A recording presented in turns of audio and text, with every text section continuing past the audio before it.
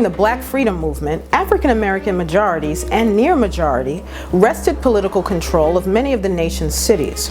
However, in recent decades, state authorities and corporate forces have reasserted themselves, seizing power over community institutions that were once locally controlled, including the public schools.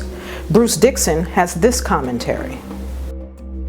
Detroit, Michigan, and suburban Atlanta's DeKalb County, Georgia, each have about 700,000 people, and both have black majorities, DeKalb at 55% and Detroit with 83%. They have something else in common as well. In both cases, financial emergencies, fiscal crises have been declared, which have allowed under new state laws local elected governments to be swept aside. In both Detroit, Michigan, and DeKalb County, Georgia, black and white elites together have declared these fiscal crises. As Rahm Emanuel, the mayor of Chicago, says, the elite never want a perfectly good crisis to go to waste.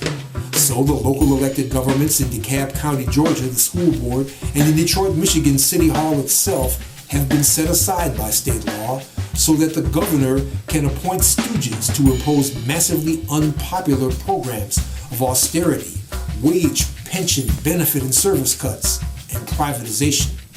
Quite simply, what austerity regimes do is they turn local government from an entity which collects local taxes and fees in order to pay its employees living wages to provide needed services into a machine which collects local taxes and user fees from the poor and sends them straight to Wall Street as interest payments on an eternal, unpayable debt.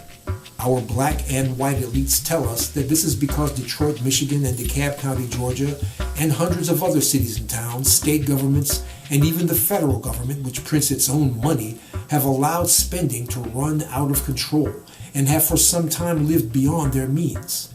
The truth, however, is that local, state, and federal governments long ago stopped taxing the property and incomes of the wealthy, preferring to concentrate on the smaller property and smaller incomes of working people, making up what they should have got from taxing the rich by borrowing from them at interest. To make matters worse, our black and white elites bargained in bad faith with teachers and government workers across the country to avoid granting immediate wage increases to city, state, and local workers like those in Georgia, Michigan, Illinois, and every place else.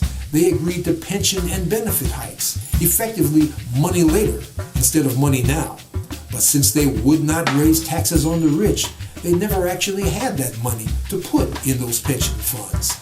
And now very soon, those pensions will be due. We noted that both Detroit, Michigan, and DeKalb County, Georgia are majority black. Several smaller cities in Michigan have also been placed under emergency rule as well, so that more than half of Michigan's black population now live under unelected governments. And in Metro Atlanta, the second greatest concentration of African-descended people in North America, DeKalb's fate is a sword hanging over the majority black city of Atlanta and neighboring Clayton County as well. Is the whole thing racist? You could say that, but you wouldn't be explaining much of anything.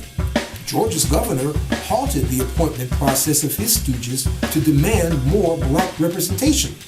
The Wall Street lawyers selected to shred and privatize what remains of Detroit is black as well.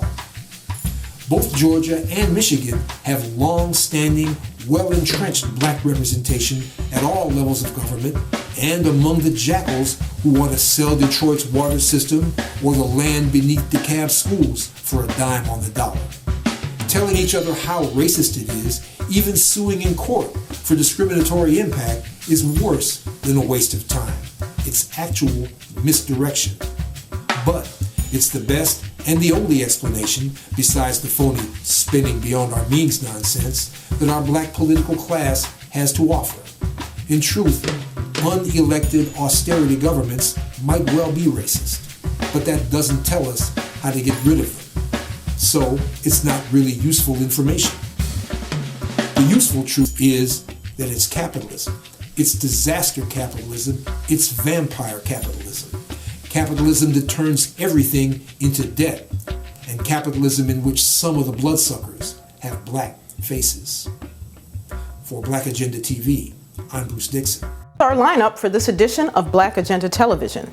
You can visit the Black Agenda team every Wednesday for a new and provocative issue of our magazine, blackagendareport.com, and listen to us on Black Agenda Radio on the Progressive Radio Network.